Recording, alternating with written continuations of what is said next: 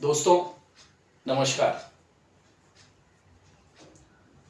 अभी देश में हर चैनल पर, हर न्यूज़ में सिर्फ एक ही किस्सा छाया हुआ है। वो है आफताब और श्रद्धा के मर्डर का। लोग बहुत गुस्से में हैं। हर कोई चिल्ला रहा है, हर कोई मांग कर रहा है, आफताब को फांसी दो, फांसी दो, फांसी दो। मांग करनी भी चाहिए, क्योंकि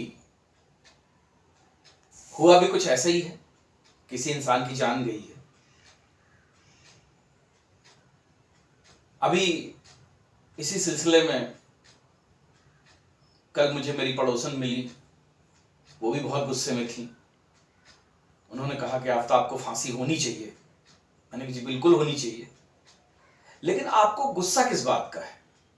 तो उनका अरे उसने एक लड़की के 35 टुकड़े कर दिए, ये गुस्से वाली बात नहीं है क्या?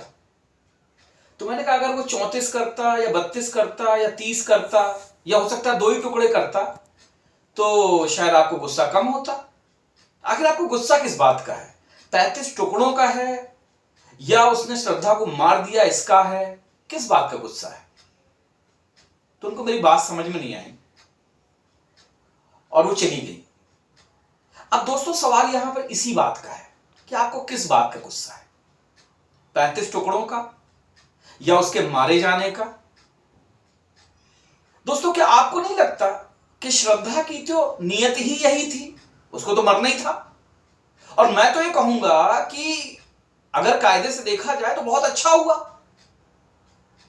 वरना अगर वो 4-5 अब्दुल और पैदा करती और इसके बाद अगर उसको आफताब छोड़ देता तो मुझे लगता है वो हमारे लिए और ज्यादा खतरनाक होता।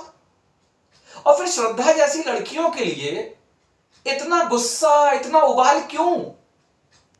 अगर आप अपने घर के सामने अपना पर्स छोड़ देंगे या कीमती सामान छोड़ देंगे तो कोई ना कोई तो उसको चुराएगा ही। आफताब ने क्या गलत किया? भाई जैसा कहा जा रहा है कि आफताब की इससे पहले भी 15-20 गर्लफ्रेंड्स थी और सारी की सारी हिंदू थी। तो साहब इसमें आफताब की गलती कहां है? आखिर वो कौन सी लड़कियां थी, कहां से आई थी? क्या वो मंगल ग्रह से आई थी या वो किसी और ग्रह से आई थी?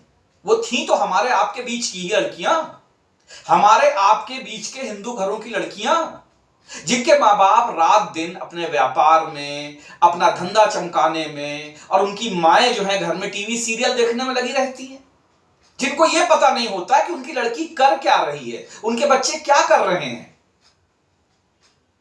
हर लड़की के हाथ में आजकल सबसे लेटेस्ट मोबाइल फोन है।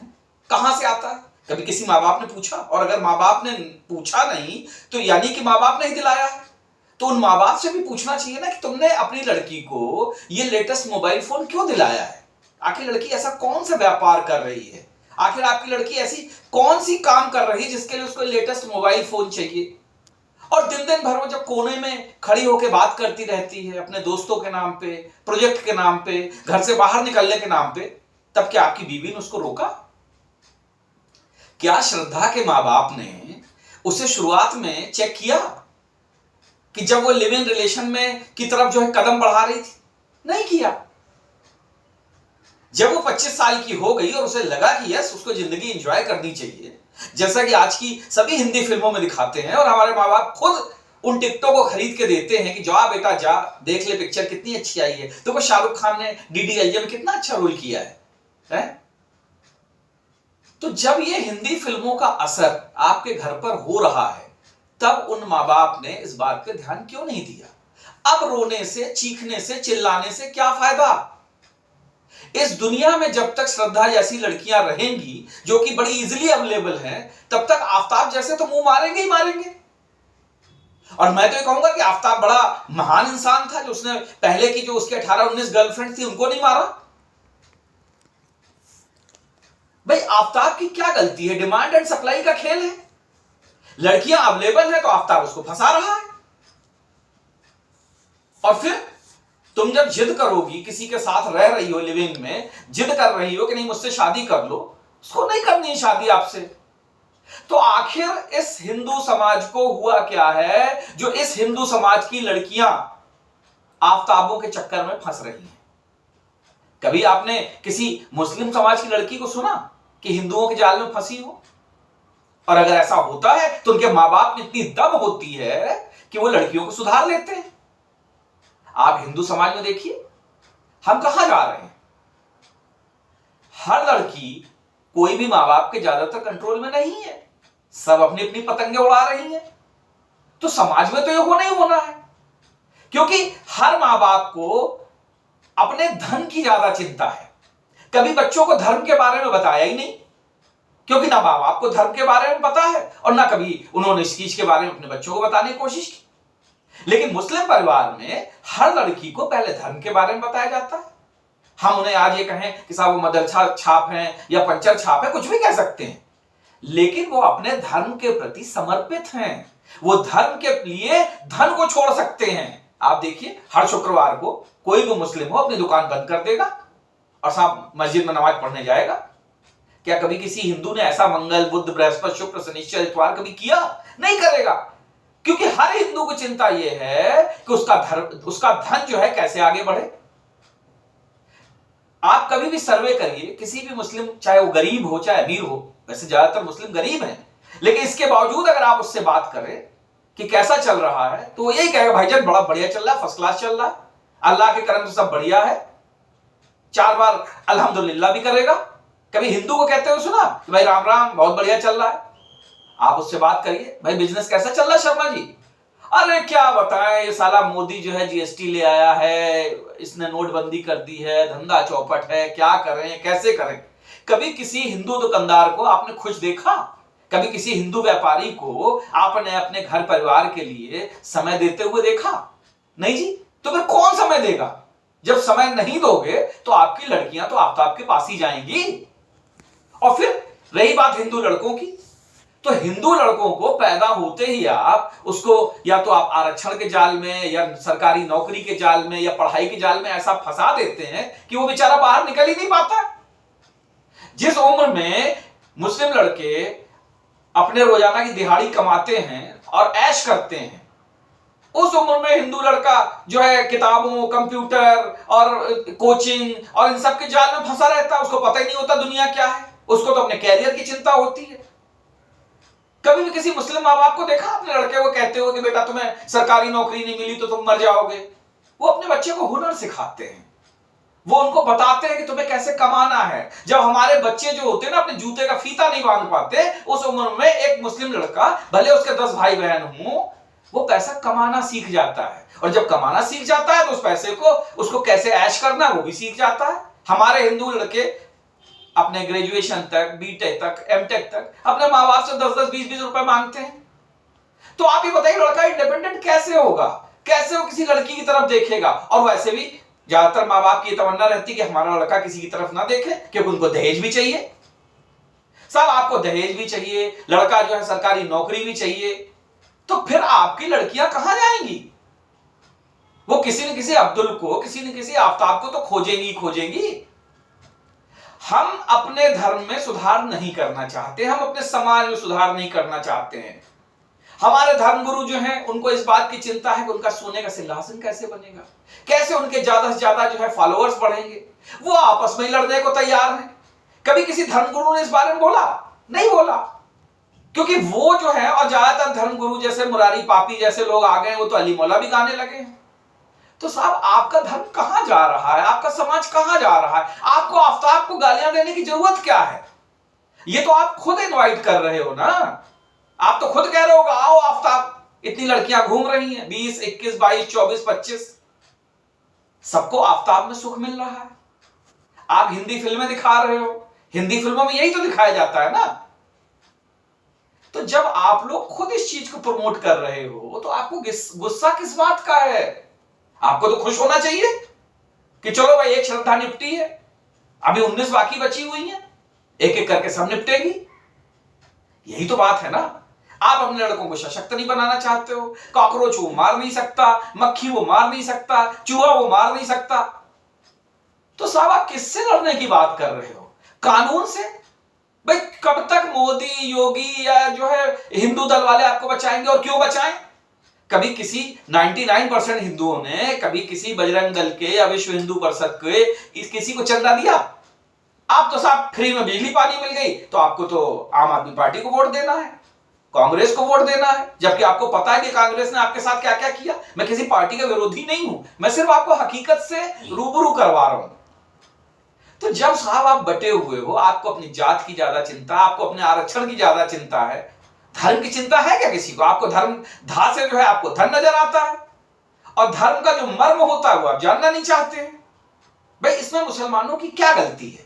वो अपने बच्चे को पैदा होते ही मदरसे में भेजते हैं, कुरान पढ़ाते हैं, अपने धर्म की शिक्षा देते हैं। कभी किसी मुस्लिम लड़की को भटकते हुए देखा आपने? जब भी निकलेगी सिर पे हिजाब डाल के निकलेगी।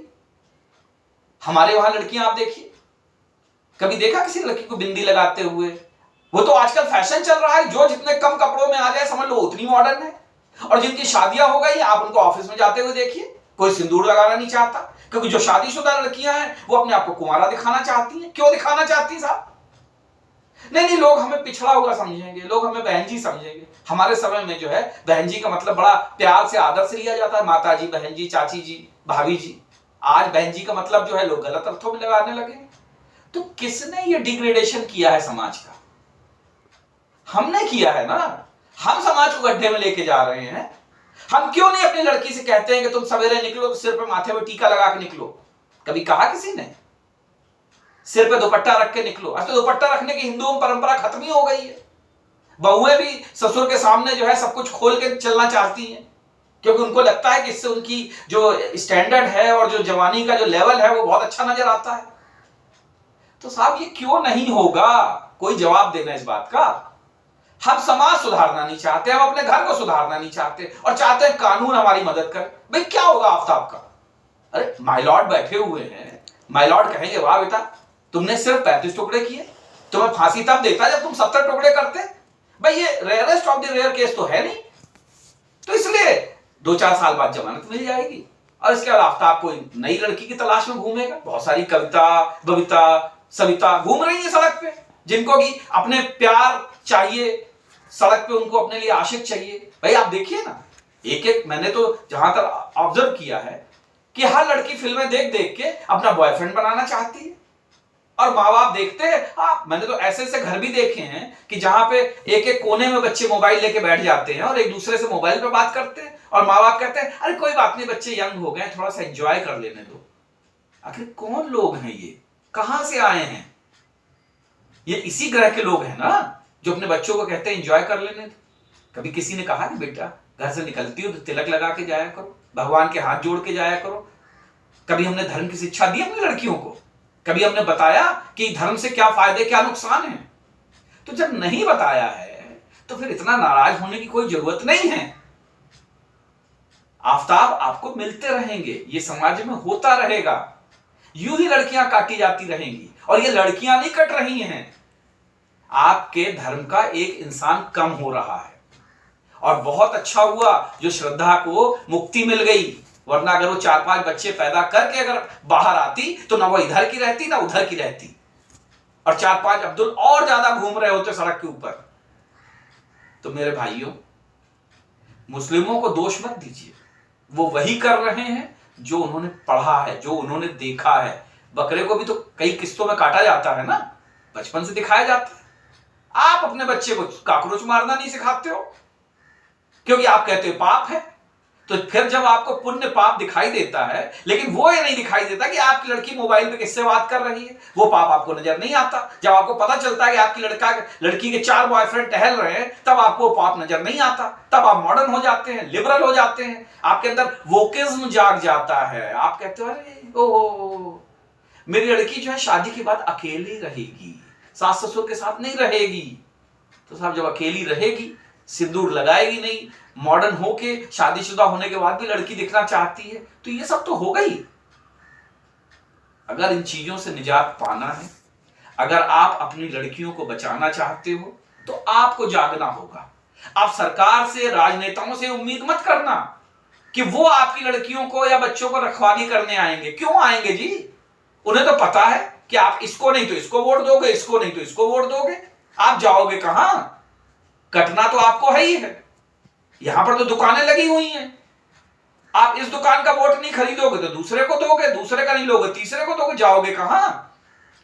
क्योंकि आपके अपने अपने लालच भरे हुए हैं। किसी ने फ्री बिजली पानी कहा तो आप वहीं लौट जाओगे, भले ही आपके वहां दंगे हो जाए तो क्या हुआ, अरे हमारे घर में तो कोई नहीं मरा, पड़ोसी को वहां मर गए। यही कर करके आप लोग लाहौर से, कराची से भगाए गए, अफगानिस्तान से भगाए गए, पूरी दुनिया से समेटे गए। अब जो है करीब 20 स्टेट बचे हुए हैं आपके। 8 स्टेट में वैसे भी आप अल्पसंख्यक हो चुके हो, तो बस एक एक करके चिंता मत करिए, आप लोग भी इन स्टेट से भी भगाए जाओगे। और कहां जाओगे? जा तो कहीं सकते नहीं, क्योंकि आपका कोई और देश है नहीं। तो फिर यही होगा, श्रद्धा जो है समीना बनेगी, और जो आपका राहुल है वो आपका जो है आफताब बनेगा। धर्म तो परिवर्तन करना ही पड़ेगा, क्योंकि धर्म की शिक्षा आपने दी नहीं है। आपके बच्चे तो लिबरल हैं, सेकुलर हैं। तो ये आप इस नियति को अगर बदलना है तो पहले अपने घर परिवार से शुरू करिए, सबको बताइए, समझाइए। मुस्लिमों को दोष मत दीजिए, दोष खुद को दीजिए। गलती श्रद्धा के परिवार की है कि जब वो जा रही थी बाहर, अगर उसी समय उसके बाप ने जबरदस्ती रोका होता तो आज ये हालत नहीं होती। इसलिए हर मां बाप का फर्ज बनता है कि ज्यादा लिबरल होने की कोशिश मत करिए। जब आप अपने घर के पंछियों को खुला छोड़ देंगे तो जाके किसी न किसी दूसरे घर की डाल पे बैठेंगे जरूर, और तब उनके साथ क्या होगा ये कोई नहीं जानता। हो सकता है आपको मेरी बातें ये अच्छी नहीं लगे, क्योंकि मैंने जो भी बात कही है खरी खरी कही है। दिल पे चोट लगे तो बहुत अच्छा है, अगर आप लोग सुधर जाएं तो बहुत अच्छा है, वरना यूं ही हो हल्ला मचाते रहिए, शोर मचाते रहिए। आज आफ्ताब के नाम पे, कल किसी मेहताब के नाम पे, परसों किसी समद के नाम पे, परसों किसी नरसों किसी अब्दुल के नाम पे, यही चलता रहेगा और ये चल ही रहा है। बाकी आप सरकार से उम्मीद कर रहे हो तो मुझे नहीं लगता कि सरकार आपकी कोई मदद करेगी। राजनेता नहीं करेंगे, क्योंकि उनको अपने वोट बैंक की चिंता है। आपको ही जागना पड़ेगा। अगर आप जागें तो ये सवेरा है, नहीं जागें तो फिर क्या है। जय जय, जय श्री राम।